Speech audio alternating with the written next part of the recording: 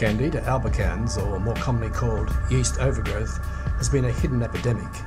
It is becoming a major disease and an underlying factor in many other diseases. Candida exists everywhere, and humans come in contact with it throughout the day on everything they touch, in the air they breathe, and on most of what they consume. It is not a problem unless it overgrows and interferes with the friendly bacteria in the body. This overabundance leads to all kinds of health concerns.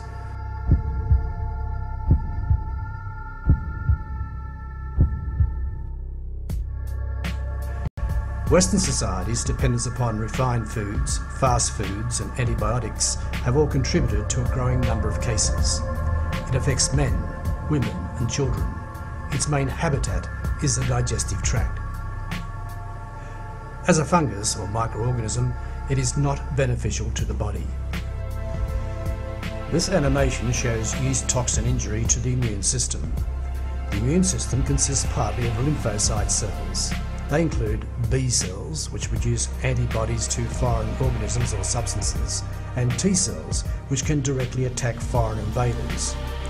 Of the T cells, there are helper cells, which among other functions stimulate B cells to make antibodies, and suppressor cells, which are capable of arresting B cell antibody production. There are also killer cells, which directly attack foreign invaders or cancer cells. A delicately balanced feedback control relationship exists between T and B cells.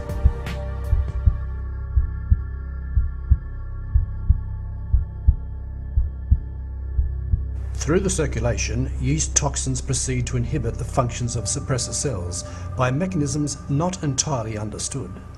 The abnormally elevated helper-suppressor ratio in many Candida-afflicted individuals reflects this disturbance.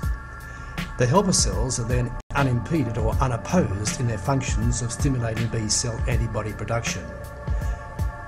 B cells go wild, so to speak, and begin making antibodies to substances that ordinarily would not be considered foreign, to foods, for instance.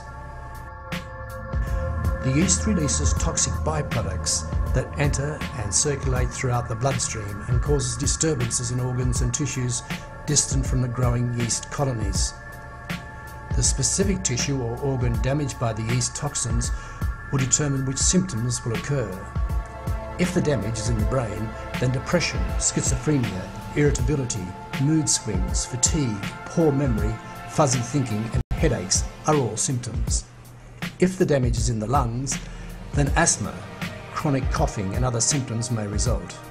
If the damage is to the skin, then itching, hives and rashes are likely reactions. Hi, my name's Will.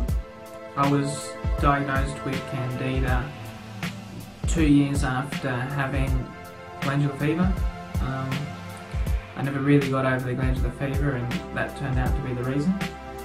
I think I got it mainly from the antibiotics given as medication for the glandular fever, but this also would have been compounded by bad diet, alcohol, sugary things, that sort of stuff.